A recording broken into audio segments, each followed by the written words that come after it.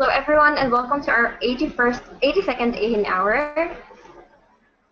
We are now using GoToWebinar. If you need assistance, please feel free to send us a message through the chat box. And then if you're having difficulties in configuring your connection, please log out from the session and rejoin again. You may also use your smartphones or tablets to join by using the webinar ID 306-535-083. Before we start our webinar, here are a few reminders. For attendees, your microphones are muted throughout the meeting. You can chat your thoughts to us through the chat tab, and for questions, please type them in the questions window. Today we have three speakers. Our first speaker is Mr. Philip Zuniga, who is currently a member of the Standards and Interoperability Lab for Asia, where he is responsible for its interoperability layer. He was a project manager to a team that implemented a prototype ESB for Philippine Health Information Exchange. At present, he is involved in the development of the middleware for the Philippine Common Government Platform. Philip is a full-time faculty member of the University of the Philippines Department of Computer Science. Our next speaker is Mr. Carl Puri, who is Senior Program Manager at Gembi Health Systems, with a history and career working in digital health on the African continent.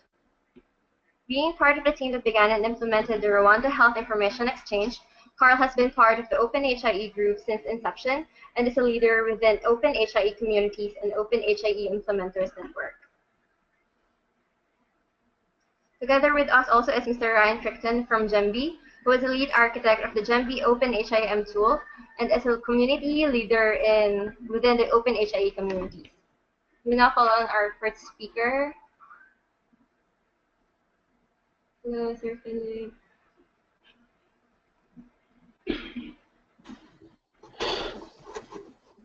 Thank you, John. I believe that's probably going to be me. All right. All right, I'm just going to share my screen at this stage. Good morning, everybody. As mentioned, and thank you for the introduction again. It's good to have everybody online. And sorry, please hold 1 minute. I just need to adjust one thing on my side. Right, so it's good to have everybody around. And getting started today, the topic of this call is going to be looking at the introduction to the OpenHIE, and particularly the interoperability layer. So moving forward from here, we're going to have a few topics and team members discussing how things are going to be working. I'm going to be giving a bit of an introduction around the interoperability layer, the communities itself, and we'll be then handing over to Philip, who will be talking a little bit around the benefits of an interoperability layer, and finally we'll be handing across to Ryan to take things forward. So getting started from here, please, as always, we do want to make these calls quite community-driven and collaborative, so please feel free to ask questions, to engage with us, to raise your hands, and we'll respond to as many questions as we can. Today is part of our journey, and for those joining us for the first time in these calls, it's a really exciting opportunity where what we're aiming to do is share our knowledge, and particularly also leverage off the knowledge that has been generated on the Southeast Asian continent, and also start bringing in our colleagues from the African continent to start getting a bit more south-to-south sharing and to learn lessons from each other, share experiences, and take it forward. Today's series, we're starting to look at some of the foundational components, and here is the interoperability layer, which is one of the communities that Gembi manages and as one of the leader groups within the OpenHIE collaborative and set of communities. So what I'd like us to leave today's call with is really a sense of an understanding of what is an interoperability layer, and particularly from within the context of OpenHIE. An interoperability layer can be many things to many people, depending on your context, but our grounding point here is to kick off from within the OpenHIE framework and architecture. So leaving today's call, if you're on the meeting today, my wish for you is to have an understanding of how OpenHIE's interoperability layer community is structured, its role, its responsibilities, and some of the artifacts that are available for you as participants an invitation and hopefully some excitement about where you potentially look at collaborating with us in the future, as well as an example of an interoperability layer piece of technology that we've been working on to show that there is some context and some real-world practical tools that are supporting the ideas and requirements that we've set out within the interoperability layer. So moving on from there, the first thing I've mentioned this slightly a little bit, but OpenHIE is a community of communities, and within it is within a range of communities focused around the core components and some cross-cutting patterns. There is the interoperability layer community. We do have a web presence and a wiki space, and you can see from what's on your screen at the moment that there is a URL to be able to go and find information that we have around this. Right now, we also have we have links to our once a month calls. You'll notice that in the top right corner under the meetings and call list. But the reason I'm raising the community side of things is that's really where we see our value is in bringing groups together around the interoperability layer community concept and those engaging with it to help push the concept forward. What should it do? How should it work? What are the requirements that my implementations are bringing to this community? And through the knowledge of all those involved and engaged, we're driving forward the definition of an interoperability layer, how it functions and how it works within the broader community. So where does an interoperability layer fit within OpenHIE? Now, this architecture diagram is something that many of us are relatively familiar with. It shouldn't be too challenging to identify the component that's the interoperability layer within the OpenHIE architecture. And this is really, it is the entry point for many of the point of external systems to engage with the component layers resources of the OpenHIE architecture. So in a rudimentary diagram like this, or let's rather call it a simplified model of a complex space, seeing the interoperability layer is relatively straightforward.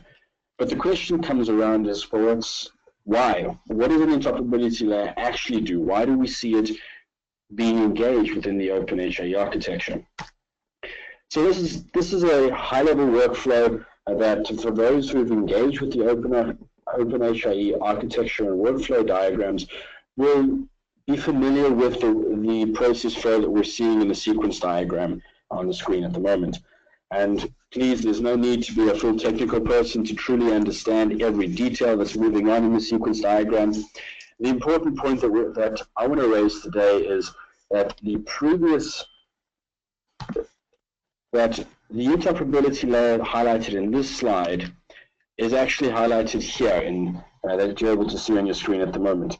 So the interoperability layer in the workflows that OpenHIE promotes and supports plays the role of a mediation function between your external systems or your point of service systems found on the far left, and mediating and managing the requests for information or the submission of information and orchestrating that through the overall workflow process to ensure that data is stored within the OpenHIE architecture.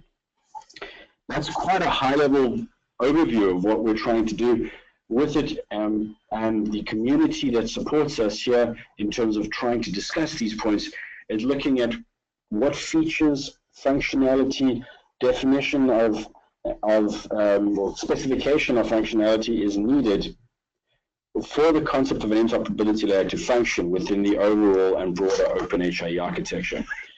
And getting to this a little later, there's some documentation that I'll run the team through. But before we go too far, I'm going to hand over to Philip, who's going to take us through some of his points and understanding from the research he's been doing. Philip, over to you.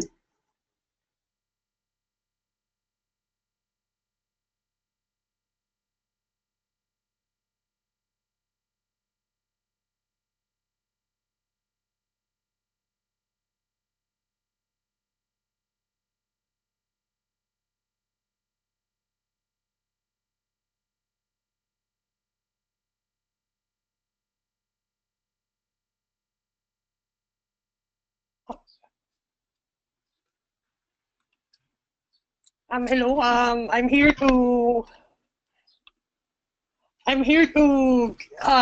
discuss the. I'm Philip Zuniga.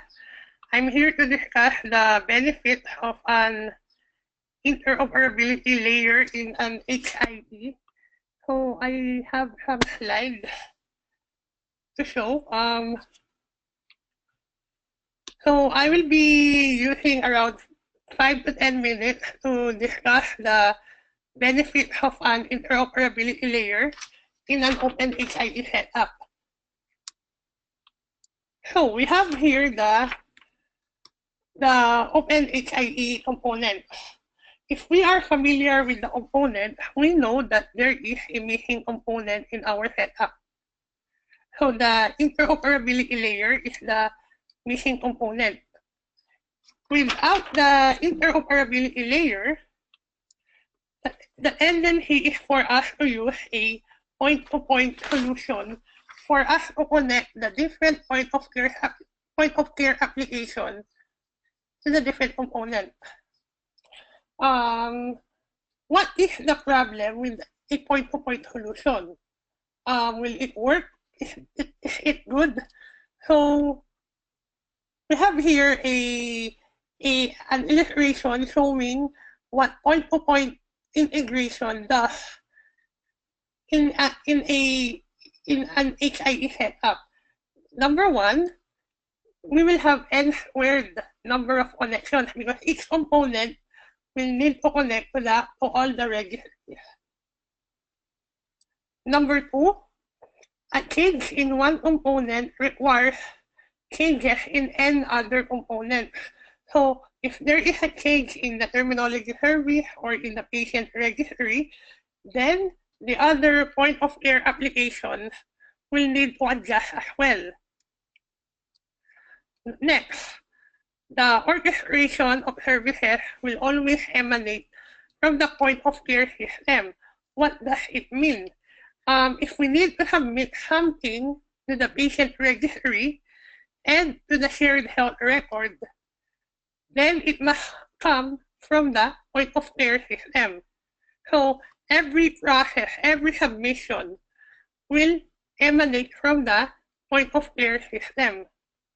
Next, if we will submit to multiple registries, then the point of care system will need to wait for multiple responses. For example, if we submit a record to the patient registry, or if we submit something to the shared health record, then the point of care application will need to wait for 2 responses. Hence, the importance of having an interoperability layer. So OpenHIE was designed to have an interoperability layer in between the different OpenHIE components and the external systems. So what are the benefits that we will get when we use the interoperability layer? Number one, there are only n connections. So each component, each point of care application will only need to connect to the interoperability layer. It does not need to connect to the different components. Number two, since there are only n connections, it is easier for us to maintain because there are fewer connections. So if you will remember the diagram earlier, if we have an interoperability layer, then we have fewer connections and hence it is easier to maintain. Next, changes in a component will only affect the interoperability layer. If we make a change in the client registry or in the shared health record, the point of care application will not do not need to adjust. They will not adjust.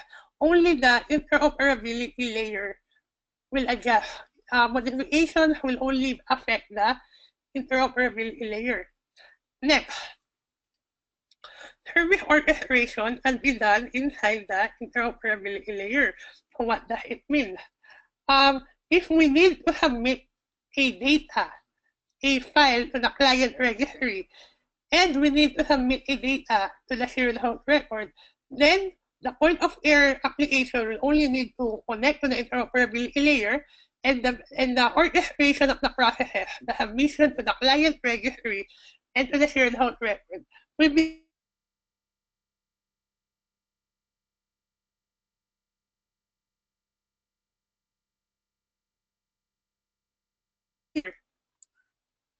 next. Data validation can be done. So if we want to validate the data that is from the point of their application before it is submitted to the OpenHIE component, then we can do data validation inside the interoperability layer 2. Authentication of messages can be done inside the interoperability layer. So just the same, we can authenticate messages. We can authenticate if the message that was sent or the one sending it is a valid sender. So we can do that inside the interoperability layer. Next, we can consolidate responses. So if we submitted data to multiple components, the interoperability layer can connect the responses from the different components, and only a single response will be sent to the point of your application. So unlike the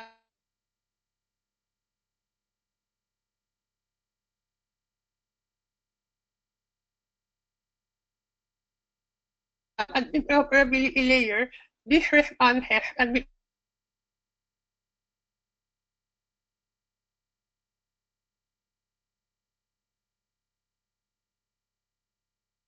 using the interoperability layer. But will we have overhead? Will we have additional latency? We may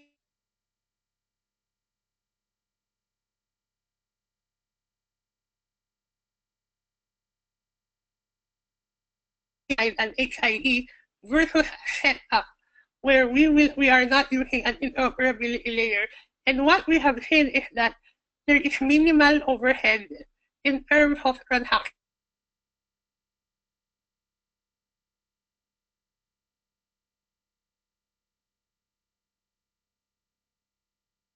Particular in our study, we use an enterprise service bus.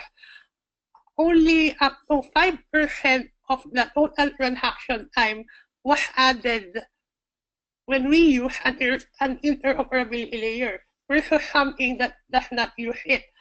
So that 5% increase in transaction time is clearly, we can see that the benefit that we have when we use the interoperability layer clearly overweights the minimal overhead that we will get. So in our work, we have seen the importance and the benefits of using an interoperability layer. So I think that that's only that's what I want to say for today. Thank you very much. If you have questions, we can answer later. So for the meantime, we will turn you over to our friends from Gemby Systems to discuss in detail the interoperability layer, in particular to discuss OpenHIM. So over.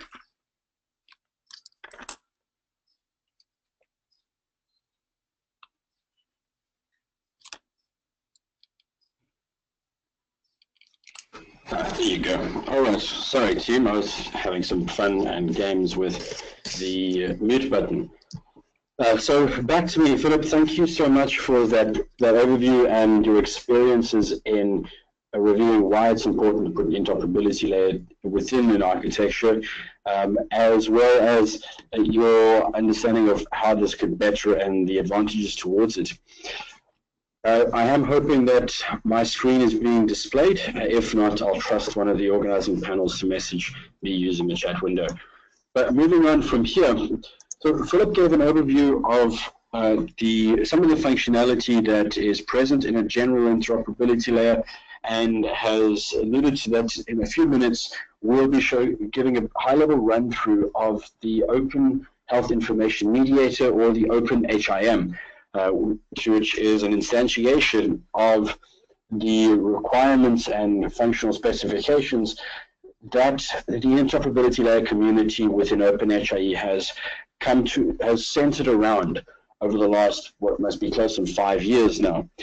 But to that point, in the last 6 months, we've noticed there's been a fundamental gap, and rather quite a large onboarding step for any community member or any group truly wanting to engage and understand, well, what is an interoperability layer? We talk of it within OpenHIE as a fundamental component within the architecture, but from a component-based design, we do need to know what that actually is expected to do and how it should display itself within the workflows and transactions of the OpenHIE architecture. So to that point, Genby has taken a first pass at consolidating the community's body of knowledge into what we're calling a living functional specification document for the interoperability layer. And this is to provide the definitions, functionality, and the overall expectations of what OpenHIE expects an interoperability layer to do. And what we're hoping that this document will move towards in the future is a starting point or a reference space from which groups, be them implementers, be them technology teams, be them vendors, or procurement panels, have a starting point to understand if something is an interoperability layer that is OpenHIE compliant, well, what does that actually mean? What is the framework or the measurement or the yardstick under which that's managed? So we've put together a document, and there's the URL at the bottom there. It is also linked off of the OpenHIE Interoperability Layer sub-community page. And what I'm going to do for the next minute is just show the document at a very high level. For time constraints, I do not believe it's going to be worth us going through the 80 to 90 odd pages of it verbatim on this call. But what we will be doing is just highlighting some of the structure of the document, summarizing that before I hand over to Ryan Crichton, who will be taking us forward with the overview of the OpenHIM. So switching out of the presentation mode, as mentioned earlier, the interoperability layer functional specifications are available off the OpenHIE wiki. It is a living document. It is available in Google Docs, and the reason for that is we really do encourage teams to review it, and any comments that need to be made, please do make them using your suggested editing mode and add comments rather than doing a direct edit. That allows the overall team and community to maintain an audit trail and a history of the suggestions that are being made and by who. So moving forward, the document itself is really looking at a high-level breakdown of what are the base requirements that we've seen over the last years of an interoperability layer. How does that fit from the core requirements right down to the messaging, security, interface requirements, and how those relate to the particular workflows themselves. So just cherry picking a few points, and we really do welcome any questions around this document using the interoperability layer mailing list that is also you're able to join from the wiki page.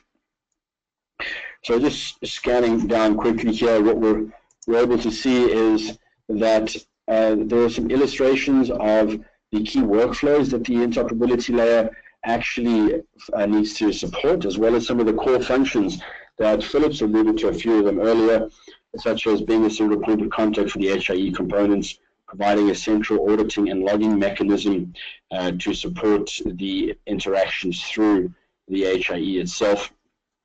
We've also suggested and started looking at key areas of performance and security, but I'll get to that in a minute. One of the other sides that we're raising in this document is many times we need to evaluate a component within OpenHIE, less so as what is the software, but more from a point of does it provide the functionality that's required? And what we've lifted out is a set of interface requirements and the standards that these tools and technologies need to be able to support. Now, and this is a pattern that we've also done with our shared health record functional specification. So this table here is a summary of all endpoints and the standards required from the interoperability layer to support a particular workflow within OpenHIE, and that is illustrative of the sequence diagram that we mentioned a little earlier.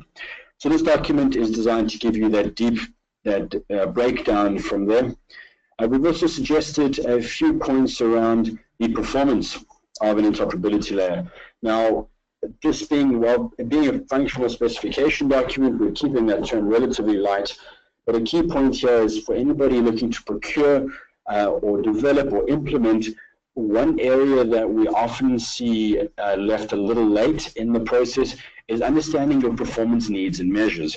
We've taken a high-level pass at a rough algorithm to illustrate your transaction load of a particular tool based on, for example, serving 1 million patients in a year that with an encounter each month, and that your health facilities work on average 5 hours a day.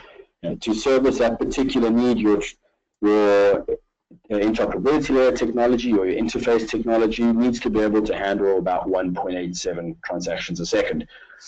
So the general concept here is an idea that we're promoting within the community is to consider the innovation of scale and the performance of scale when selecting your technology, but also realizing that your selection of technology is also based on the deployment strategy that you're using to support scale, as well as to support your reliability and to bring that forward.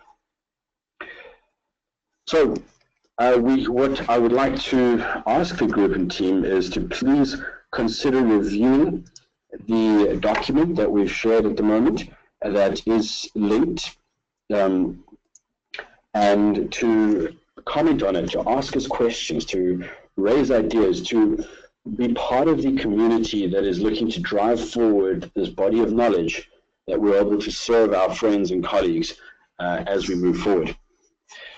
So with that and with this artifact out there, what I am going to do is I'm going to hand over to Ryan Crichton, and Ryan will be running you through an instantiation, or what we've seen as the community, the reference technology that is designed to embody the functionality of the interoperability layer specifications that the community has brought forward, and to be an illustrative example of a interoperability layer.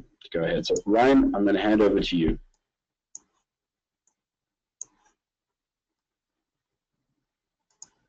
Great, thanks, Carl. So let me just get my screen shared, and then I'll be with you in a second.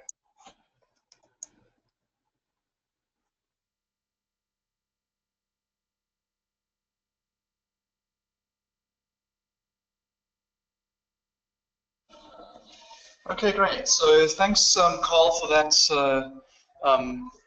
introduction to what I'm going to be talking about today, and thanks, Philip, for going through all the important aspects of an interoperability layer. So what I'm going to be going through is a little bit different from what's been discussed so far. So far we've just really discussed the interoperability layer as a concept that OpenHIE specifies. This differs from the OpenHIM, and the OpenHIM is now a reference technology, a reference implementation of that specification. So this is an actual tool that we at GMB Health Systems help to maintain, or have developed and maintained. And so I'm going to show you how this particular instantiation of an interoperability layer sort of links back to the specifications that we've been speaking about on this call so far. Also, I apologize if my connection drops. I am traveling at the moment in Rwanda, and sometimes the connection is not great. So just let me know if I drop out, and I can repeat myself. Okay, so firstly, this slide has been covered, but I wanted to just have it in here anyway to describe basically what is the OpenHIM. So first of all, it stands for the Open Health Information Mediator. So as I said, it's a reference technology that implements the interoperability layer specifications from OpenHIE. So it acts as a middleware component, as Philip showed. It also acts as a lock within a health information exchange. And what that means is it can handle, it handles authorization and authentication challenges with requests coming into a health information exchange, so that you can make sure that only authorized senders are sending information. It's also, the tool itself is open source, and we also, one of the main goals is to allow other components to interoperate more easily, as Philip showed once again. So that's sort of a brief overview. Now, I wanted to show exactly where it fits in, and I think Carl also showed a similar slide where we have, in green here, this would be where an OpenHIM installation would fit in. And this should be pretty familiar and pretty similar to the OpenHIE's architecture that we saw previously in this talk. Okay, so a little bit of background. A brief history of the OpenHIM is we originally started development of the OpenHIM tool when we're embarking on the Rwanda Health Information Exchange in 2012. It was originally built in Java using Mule ESB as a platform. And that's where it really grew out of the implementation needs that we saw in building a national level health information exchange at the time. So later we also revised the architecture to split out specific code for the Rwandan use case and make it more general, so that it's more applicable for general interoperability needs. So then we decided we actually wanted to rebuild it from the ground up, both to be more performant and to be a generic component that can be reused in other health information exchanges. So that's the work that's been done from early 2014 up until now. And the main reason behind that was to provide a faster, more secure tool that's quicker to develop and extend. And at the bottom there's the link out to the GitHub page where the code is located at the moment. So just a quick mention of the technology stack that we're using for the OpenHIM. So there's really two components. One is the core, which provides basically a server that does all the routing of requests and connects to the database and stores requests. And the other is the console, and that's basically just the user interface. And the user interface talks to the core via an API.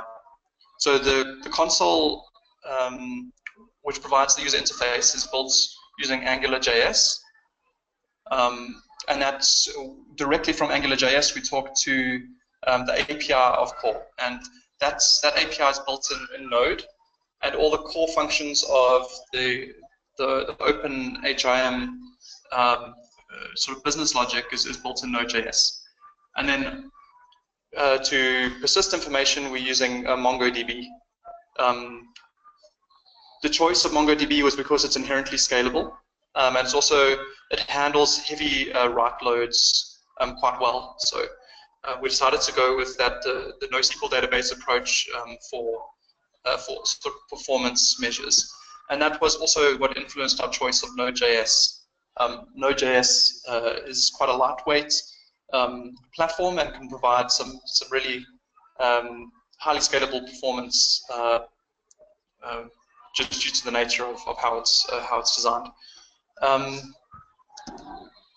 Okay, so now that we've understand a little bit about how the OpenHIM is built and what it's built off of, I just wanted to dive into some of the features that it provides and try to link those back to some of the key specification points that were made previously in the call. So this is the OpenHIM dashboard that you can see. So when you log into the OpenHIM tool, you're able to see, get an easy representation of what's happening within your health information exchange. So what requests have been going through, how many have been how many requests have been made within the last hour, average response times, transaction statuses for the day. So it just gives you an overview of, if you're a sort of a technical person managing a health information exchange, you can easily see, okay, is something going wrong? Is everything working as expected? Is there a particular request that's taking a long time to resolve that we need to look at? So it gives you visibility into your health information exchange, and that's one of the most vital things that I think it does, and it's often overlooked. So the next thing that's really important is it gives you a transaction log. So this basically, every request that comes into the OpenHIM, the request can then be orchestrated, as Philip also mentioned, and then sent on to the other services, the OpenHIE registry components that provide other services. So every request is logged, so you can see the request that came in, and the response that was sent back, and the time it took, and who the authorized client was that sent that request, and various other details, which is pretty important both for being able to debug if something goes wrong, and to also just have a trail of what happened within your health information exchange. So it's a pretty useful tool to understand what requests are going through the exchange. It also has the ability to log a number of orchestrations, so you can see if a number of things happened within a request, you can actually see what each of those steps were. You can configure it to show you that, and show you the statuses of each of those additional requests, and at the time they took, and various things like that. So it's a good tool to use to visualize what's happening in the exchange, and to debug something if you have challenges with particular systems. The next thing that it also provides is a way of visualizing transactions. So you're able to build up this this sort of representation of your health information exchange, and you can actually visually see requests being sent through it. So this is often a tool used more for demonstration purposes and understanding where requests are going, and what's happening within the exchange at any given time. So it's a nice visual way to see where requests are going and where things are being routed to. So one of the most major things that the OpenHIM does is route requests. So it accepts requests from a point of service applications and routes them to a particular registry components within the OpenHIE architecture. So the way that we do this within the OpenHIM reference implementation is there are three concepts. The first is a client.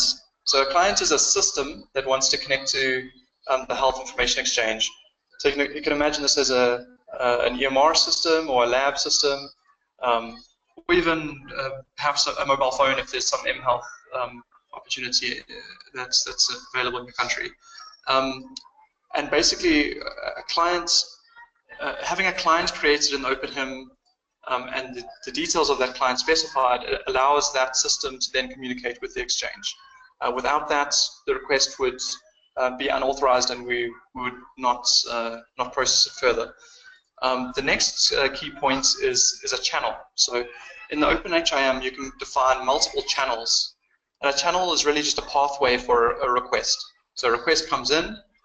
If it matches a particular client that's then authorized, it then tries to get matched against a particular channel. And then when it matches a particular channel, it basically follows that channel to see where the message should be forwarded to. And the routes is what describes where that request should be forwarded to. So you can have one or more routes for each channel. So when a request comes in, it can either be sent to one other place, which is the most common pathway, or it could be sent to one or more locations if you want to process that same request in a few different ways. So that's sort of the main way that the OpenHIM handles the responsibility of being an interoperability layer. So here's just a brief screenshot of what that looks like. So you can see the channel config. Here, it just gives you some basic information. We mostly use HTTP channels nowadays, but we also support TCP, plain TCP sockets. And there's also quite a nice feature called a polling channel, which will basically, the OpenHIM will activate that channel on a specific schedule. That's useful for doing sort of repetitive tasks that need to happen on a schedule without, that doesn't require an actual client to kick it off. And then on the bottom left, you can see the route being defined. So that's just where the channel will route requests to.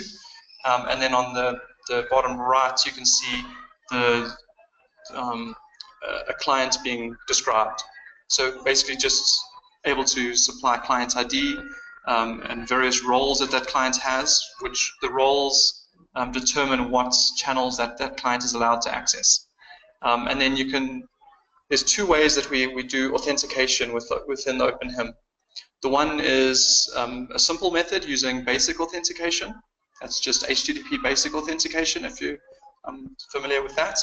And the other recommended method is using certificate-based authentication. So this will mean that both the OpenHIM server and the client system that wants to communicate will have TLS certificates, and the OpenHIM will require that client to send its certificates along with the request so that it can verify the identity of that client. And the client can also verify the identity of the OpenHIM server through its certificates. So it's a very secure way of doing things. It's basically the same way HTTPS generally works, except with the additional restriction that the client is required to have a certificate as well. So that's sort of further described on this next slide as well. So how the OpenHIM acts as a lock for the Health Information Exchange. So the key profile that we support, this is a standard that we support for security, is called AeHIN. So that's made up of two parts, audit trailing and node authentication. So node authentication, the second part there, is really what I just described to you. So that's the use of TLS certificates to manage what clients are authorized to make requests into the Health Information Exchange. And then the second part at the top there is the audit trail. So audit trail is a standardized way for basically auditing requests. So this is a way to say that some particular thing happened within the exchange. So for example, we saved a patient, or this patient's details were updated, for example. So we also support that standard, which is defined by IHE. So I won't go too far into that, but you can read more about the IHE AeHIN profile on the IHE website if you're interested. And this is just a basic description or view of what that audit trail looks like. So you can, on the left, you can see a list of each of those audits, and on the right, the details of a particular audit message that we're able to capture.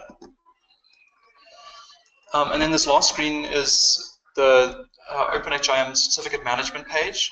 So the OpenHIM, because we use TLS certificates as the main way to do authentication, we provide a page to easily manage your service certificate, even create a self-signed service certificate if you have a test instance, and also manage trusted client certificates, so which clients are actually allowed to access the system.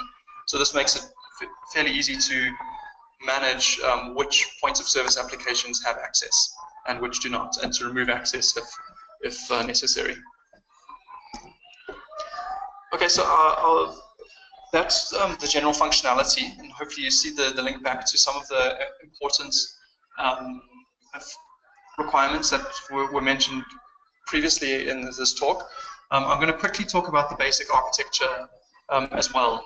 We've mentioned this already mostly, but there's two main parts to the OpenHIM: the core and the console. So the core is a server that receives requests from point-of-service applications and then forwards it onto the other infrastructure services like the health worker registry, client registry, shared health record, etc. And then we just have the user would actually interface with the OpenHIM console user interface directly, and those two communicate via an API. So that's the basic architecture. Now, what I wanted to show you is what we also support a way to extend that architecture. So we often find that there are some implementation-specific functions that you need to perform in a health information exchange. For example, the orchestration that Philip talked about. So those are often implementation-specific. So how the OpenHIM reference implementation handles that is with the concept of mediators. So a mediator basically allows you to add additional functionality onto the OpenHIM. It's basically a mediator is a separate little service, so a separate bit of code from the OpenHIM that communicates with the OpenHIM in a particular way to process a request. So this can do things like adapt a message to a different format, orchestrate messages, or anything else you want really, because it's custom code. So now that we can revisit that architecture that I described and show where mediators fit in. So the red boxes labeled M1 to M3 are examples of mediators, and these would these basically fit in between the OpenHIM core and the infrastructure services. And there's a special link between these core, that's where they can communicate back with core and provide some additional information that then becomes available via the OpenHIM user interface. So things like mediator configuration settings can be set on the OpenHIM user interface, and those are then retrieved by the mediators and actioned. We can also, the mediators also report back what sorts of requests they are processing and what sort of processing they are doing, and that can be displayed in the OpenHIM user interface. So you can see what requests they've processed and what orchestrations they've performed. So those are the ways that we try to tie those together. Yeah, this next slide I basically had just spoken about, but that's sort of the details. And then the last point I wanted to touch on is just a bit of scalability. So this is fundamentally important, and something that Carl also mentioned earlier is one thing that's often not well considered when building a health information exchange is how it can go to scale. So this was a fundamental design concept within the OpenHIM tool, so that we could easily scale the service depending on the number of requests we need, even to a national level. So starting on the bottom right here, we have MongoDB. So MongoDB, by its design, is designed to have a number of different nodes, and those can be on a number of different servers to provide scalability. So that's something we didn't have to worry about too much at the database level, because MongoDB is inherently scalable across a number of different servers. That's actually the default implementation strategy, is to have it on at least 3 servers. And then speaking about the application itself, the OpenHIM core is designed to be scalable on the same machine. So you can fire up a number of different OpenHIM core processors on the same server, depending on how many processors you have on that machine and what the resources are like on that machine. So it can scale up in that way. But we also built the OpenHIM to be horizontally scalable. And what this means is you can install the OpenHIM core on a number of different servers as well, with a number of different processors running on each server to give you even more scalability. And then what you can do is basically use a standard load balancer like Nginx or something to balance the load between those 2 servers, or those multiple servers. And the same applies to mediators. Because mediators are not built into the core itself, but are rather separate services that interact with core using a particular communication mechanism, they can also be split out onto separate servers as needed if that mediator is under a particular load. So that's how we've designed OpenHIM to be scalable, and we've seen that work fairly well for us on some of our larger projects. Okay, so just a quick slide about where the OpenHIM reference implementation is being used. One of our biggest production environments is MomConnect in South Africa, where we use that scalability architecture I just spoke about to help us manage the load we're experiencing there. And then there's some other implementations of aggregate data exchanges in the Western Cape in South Africa, supporting the MHero projects in Liberia, the OpenHIM is also used, as well as in the BID projects that focuses on immunization tracking in Tanzania. Yeah, we could go into more detail on that if anyone requires, but I won't spend too much time on that. Okay, so the next thing is just finding out more. We do have a website for the OpenHIM, openhim.org, and also a Read the Docs page that helps understand how to get the OpenHIM set up and describes its features. We are looking at reworking that and productizing OpenHIM a lot more so that documentation gets a lot better over the next few months. So look out for that as well. And then there's also the OpenHIE Interoperability Layer community, which a lot of this work is derived from. If you'd like to join that Carl mentioned as well. So that is all I have. I hope that's been helpful. So thanks very much for giving me the opportunity to present, and I believe we can take some questions and answers now. Carl, over to you. How do you want to run this? Thanks, Ryan. Sure, I'm going to hand back to you to coordinate from there. Sure. Thank you. Hello? Hello? Yes, we can hear you. Yes, so the first question is, what are GEMB Health System challenges when presenting and teaching about the importance and benefits of this interoperability layer for responsible health officers in primary healthcare and hospital settings? Right, so thank you. I just want to make sure I'm reading the question correctly. What is GEMB's Health Systems challenges when presenting and teaching about the importance and benefits of the interoperability layer?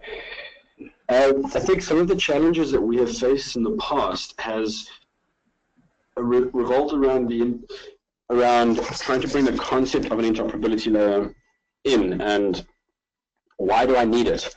Why is it, are we just connecting one system? Is often a question that we get. And I think some of the challenge is that when looking at the evolution or the expansion of an architecture, when you're connecting one system to another, or you're just connecting two systems, the connectivity can be very easy and very straightforward. But as soon as you go to two, it gets a little harder. Anything more than two, the level of complexity of managing and maintaining those different connections can grow exponentially. So some of the challenges in sharing this idea and concept has been to introduce the idea of long-term maintainability and the scalability around solutions. What has been relatively easy for us to introduce, and many members took to this very quickly, was the value of having this abstraction interface. And what I mean by that is, on a truly technical level, we've had examples where the back-end servers needed to be switched around, or IP addresses needed to be changed. On a system where those IP addresses are managed by each and every individual client, that leaves a lot of space and scope for downtime. We were able to switch the back-end systems around and the configurations with the end clients not being aware of any downtime coming around. I think those are some of the more quicker ones we can allude to and bring from there. All right, thank you, Sir Carl. The second question is, what is the minimum requirement of IT systems to be able to implement the OpenHIE systems? Is it visible to location where internet connection is challenged? That's a great question, and I think something we often do face is the challenge of internet connectivity in the countries that we work in. The OpenHIE, as we've just to reset the concept of it, OpenHIE is an architecture first and foremost. It's a conceptual way of thinking about national level health information systems. But that architecture also has technology that can stand it up, that can show it in action.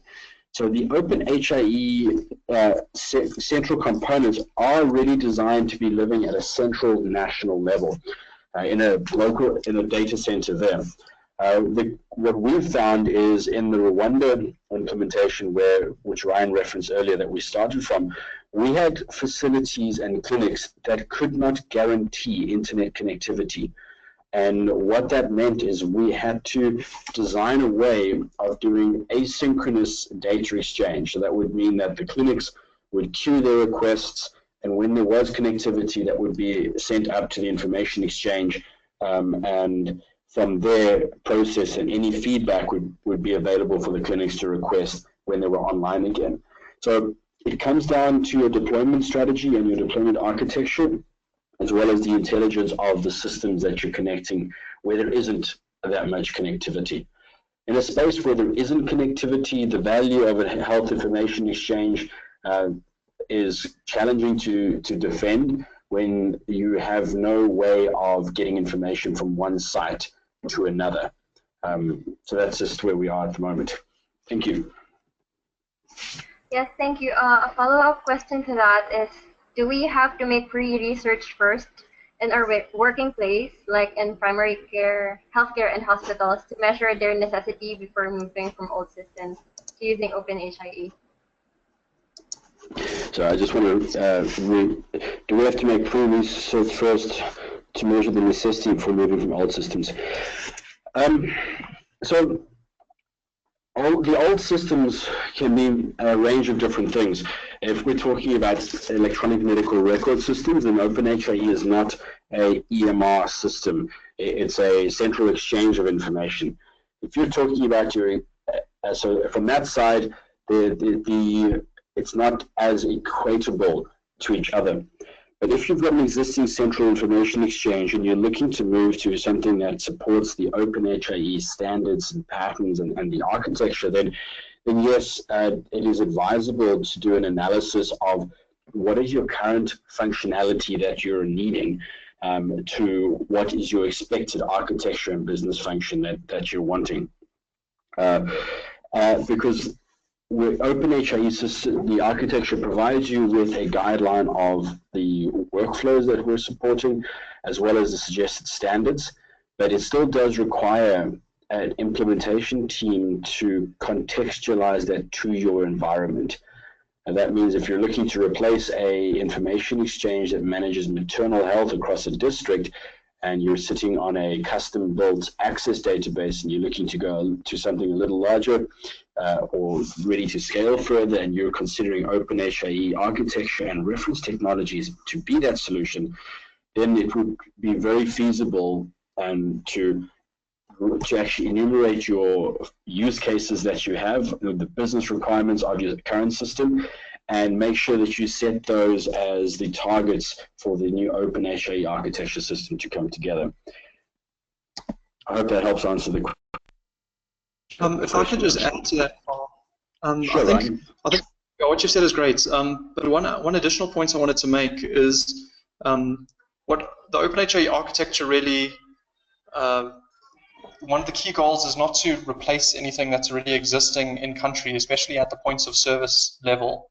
So if you have existing EMRs, the OpenHIE architecture sort of specifies a way in which those can be then connected to a health information exchange using something like the OpenHIM or an interoperability layer to manage that connection. So we really, I think the OpenHIE paradigm is to try to embrace what's already there. If you have the opportunity to be able to extend that tool to communicate with the Health Information Exchange, that's sort of the first prize. We don't necessarily require replacing tools with OpenHIE compliant ones, but rather building compliance into existing tools so that those can still be leveraged. All right, our next question is, for OpenHIM, is the dashboard real-time and can be seen in Android?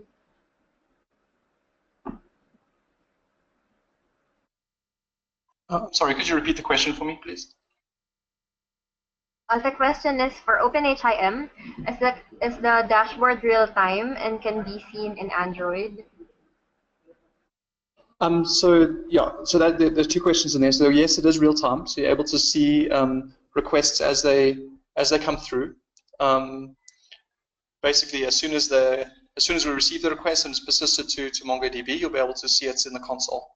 And to the question of whether it can be viewed on Android, the app is responsive, the console application, so you can view that web page on your Android phone. There isn't a native app for it, but you can view the console on your phone if you would like. It's probably not the sort of the designed experience. We really need the bigger screen real estate to show everything that you need to know about a transaction, but it will work, and you can view what's happening within the exchange on the go if you so choose. All right, thank you, Sir Ryan. Another question is, if you were to convince stakeholders in primary care and hospitals that OpenHIM would really matter in improving their healthcare quality in their setting, how would you do it? Thanks. I'm going to field this one here, Ryan. I think the first side of it is that the interoperability layer technology and the OpenHIM technology should really be relatively invisible to the end user. It's like plumbing. Nobody really knows or wants to know all the details about the pipes that you use to plumb a house. You just really want the water to come out the other side of it. And that's a mandate that we're trying to look at here. Is it should be invisible, and the only time you worry about it is when it doesn't work, which shouldn't happen. But in terms of the value, we're trying to get stakeholder buy-in from the external systems that are connecting to through the interoperability exchanges. First, we need to separate the concept of the interoperability layer and the registries which it represents to the edge systems. So in an implementation, an interoperability layer by itself has no value. It requires point of truth registries or two systems to connect. Just connecting to the interoperability layer when there's nothing to read or add to it won't provide any value to edge systems. So engaging primary care stakeholders, it would be vital to discuss the value of connecting to this national exchange, because you're also presenting the value of the services that it represents, such as master patient identification or lookup, the ability to exchange clinical health data or retrieve patient summaries to bring that information back to the system itself. Around OpenHIM, its values to the technical teams responsible for the edge systems software stacks is that it provides a standard way to connect to these services. It manages all the orchestration. So the edge systems like the EMR does not need to know that before they can ask for a clinical summary, the edge system needs to go and ask this server or that server or that server to identify the patient. It asks the interoperability layer interface, I'm looking for this patient's information, and it's able to retrieve that information in a very simple and structured way to take that forward. I hope that helps answer that question. Yes, thank you. We're down to our last question. It reads, has there been a connectathon with OpenHIM, and in which region? So firstly, the two sides of connectathons. One The OpenHIM has gone to an IHE Connectathon. We've been for a few years to the IHE North America Connectathon, and we do have the conformance and Connectathon statements of what we are certified for. So that it is compliant to the IHE standards in that side. In terms of having people connect to the OpenHIM, I think building on the last statement, we have had a local connectathon in South Africa for a particular use case where we've got a range of local implementing partners together to connect their software to the services that the OpenHIM made available around maternal care. And that was presented 2 years ago in a live plenary session at the ICT for Health conference in Durban in South Africa. Thank you, Sir Carl and Sir Ryan, for being our speakers for today, and also for our participants who actively joined this webinar. Please wait for our announcements for the next OpenHIE webinars. Thank you. Thank you all. Thanks, everybody.